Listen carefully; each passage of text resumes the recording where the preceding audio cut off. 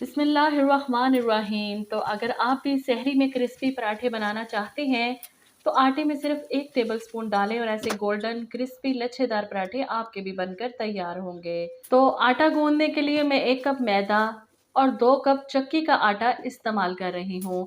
आप इसकी जगह फाइन आटा भी यूज़ कर सकते हैं। अब यहाँ पर आपने डालना है 1 टेबलस्पून भरकर ग्लूकोज़, जिसे आप ग्लूकोज़ डी या ग्लैक्सोस डी कहते हैं। तो ये आपके पराठों के टेस्ट को बढ़ाएगा और दूसरा क्रिस्पी गोल्डन कलर लेकर आएगा। इसके साथ ही टेस्ट को बैलेंस करने के लिए मैं इसमें 1 टीस्पून नमक और साथ ही 1 टीस्पून चीनी शामिल कर रही हूँ। तो ये सहरी के लिए पराठे बनने जा रहे हैं। आप आम दिनों में चीनी को स्किप कर सकते हैं क्योंकि सहरी में अमूमन सब लोग पराठे चीनी वाले मीठे दही के साथ खाते हैं, इसलिए इसमें हमने कोई ऑयल या घी शामिल नहीं करना। इसी तरह हमने थोड़ा थोड़ा पानी शामिल करके इसको गूंद लेना है, ना ज़्यादा सख्त और ना ही ज़्यादा नरम। पानी वाला हाथ लगाकर मैं इसको अच्छे से गूंद रही हूँ ताकि ये आटा यकजान हो जाए। अच्छे से मिक्स कर देने के बाद आप इस पर ऑयल वाला हाथ लगाकर तकरीबन 1 घंटे के लिए छोड़ दीजिएगा। तो फ़िलहाल तो इसको अच्छे से मुक्की दीजिए ताकि ये सेट हो जाए।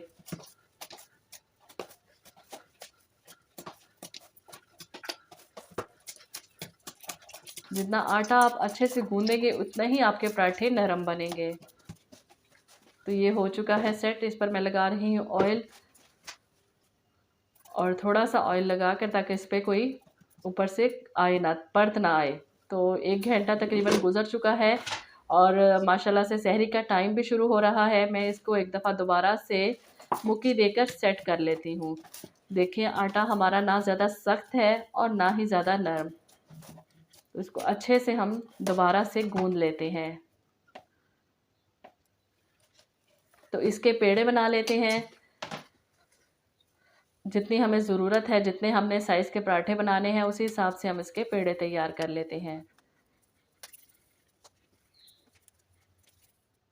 तो देखें सारे पेड़े मैंने बना लिए हैं। तो अब इसको हल्का सा मैदा डस्ट करके हम अच्छे से बेल लेते हैं। जितना आप उसको ज़्यादा पतला बेलेंगे इतने ही अच्छे आपके लच्छे बनकर तैयार होंगे। तो बिल्कुल बारीक और पतली रोटी बेलिएगा।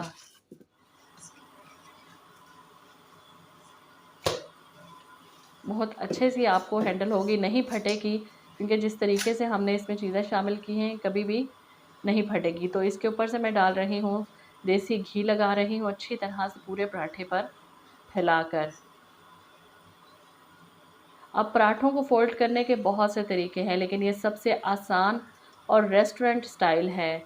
इस तरह आप इसे फ़ोल्ड कीजिए और फिर काउंटर पर टैप करते हुए इकट्ठा करते जाएं। यूँ इसकी लेयर्स बनेंगी और इसको हम बआसानी उंगली पर फ़ोल्ड कर लेंगे। तो क्रिस्पी पराठे बनाने के तकरीबन 7 से 8 तरीके हैं। इंशाल्लाह जल्द ही आपके साथ सारे शेयर करूँगी। अभी फ़िलहाल तो ये बाज़ार पर बड़े तवों पर जल्दी जल्दी लच्छे पराठे बनाए जाते हैं, जो इनका तरीका है ये। आप अपने तरीके से भी इसको बआसानी फ़ोल्ड कर सकते हैं।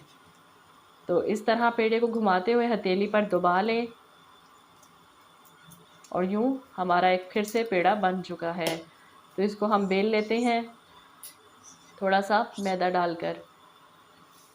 तो पराठों को ज़्यादा पतला नहीं बेला जाता क्योंकि अगर आप पतला बेलेंगे तो इनकी लेयर्स ख़त्म हो जाएंगी।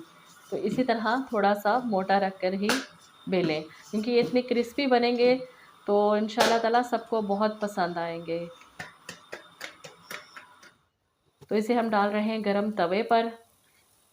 एक तरफ से सेकने के बाद हम इसे उल्टा लेंगे। तो दूसरी तरफ हम साथ ही इस पर देसी घी डाल देते हैं और यूँ हाथों से या चिमटे की मदद से इसको थोड़ा सा दबा लें ताकि इसके लच्छे खुलकर निकल आएँ। तो देखिए माशाल्लाह से क्रिस्पी पराठा तैयार है, हल्का फुल्का सा और मज़ेदार पराठा सहरी के लिए। तो उम्मीद है आज की वीडियो आपको पसंद आई होगी। खुश रहें, आबाद रहें और मुझे भी अपनी दुआओं में याद रखिएगा। इजाज़त दीजिए। अल्लाह हाफ़िज़।